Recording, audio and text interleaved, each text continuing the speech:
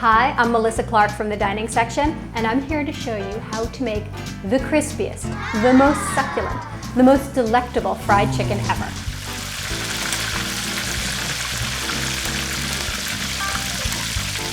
First thing you do is get your chicken. Use whatever pieces you like. I like drumsticks, thighs, and wings. If you like breasts, feel free to add them to the bowl, or just use a whole cut up chicken. If you have time to plan this the day before, it's a really good idea to let the chicken marinate overnight. It adds a lot of flavor. I like to use buttermilk. Buttermilk helps tenderize the pieces. All you want to do is just pour in enough buttermilk to cover it, and then season it with whatever you feel like seasoning it with. I personally like spicy chicken, so I'm going to add a little bit of cayenne, a lot of cayenne. I'm going to add Tabasco, but you can use any spice you want. Sambal oelek is wonderful, sriracha, any chili paste. And then you've got to use plenty of salt, plenty of pepper, about at least a teaspoon per pound of chicken. Pepper until your arm gets tired, just, keep going. Because you've added chili paste, you actually don't need a lot of black pepper, it just adds another layer of complexity.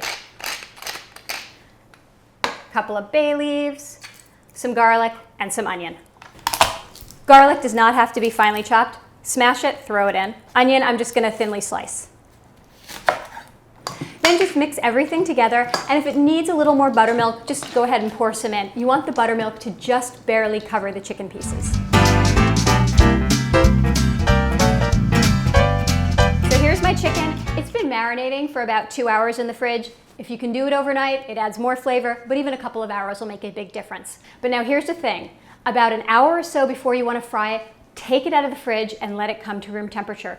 You don't want to fry cold chicken, because if you do, it's going to cook unevenly and the outside will get too brown before the inside cooks. So what do I have right here? I've got just regular old lunch bags, doubled up, 2 of them so it's strong, filled with flour that's been seasoned aggressively with salt and pepper. You want to make sure it's really well seasoned so that the chicken gets well seasoned. What you want to do is take your chicken and you really want to just give it a little shake so that the buttermilk falls off. Put it in the bag, close it up, and this is the fun part. Shake, shake, shake. Get it really well coated.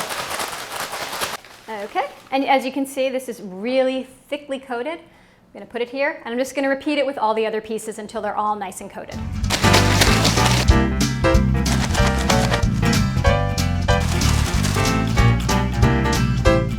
You want to use a really heavy pot with a lid.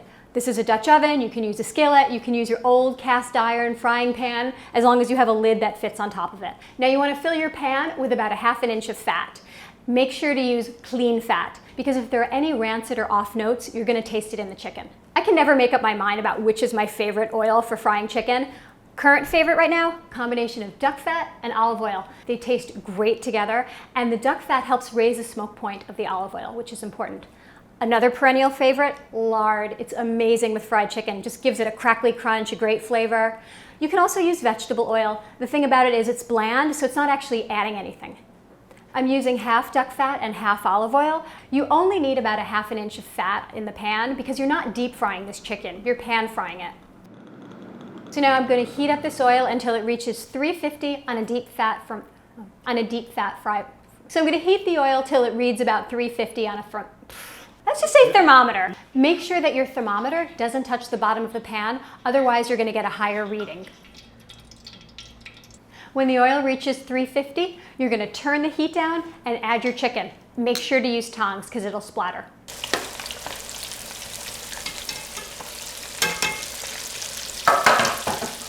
And now I'm going to cover the pot. While the chicken is frying, make sure to just keep an eye on the thermometer. You don't want the oil to go above 350 or below 325, so just adjust the heat as needed. I'm going to cook the chicken covered for 5 minutes, then I'm going to uncover it, flip the pieces, and then cook it uncovered for about 6 or so minutes. And then I'm going to flip it one more time and another 5 or 6 minutes until it's done. You'll know it's done when the juices run clear. When I take the chicken out of the pot, I'm going to put it on a wire rack. That way the grease can drip off, and it also won't steam by being in direct contact with the plate.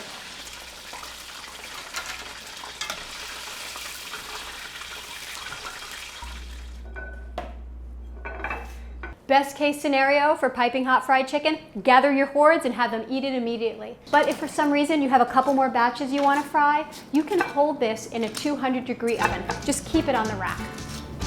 And then you get to eat. The best part.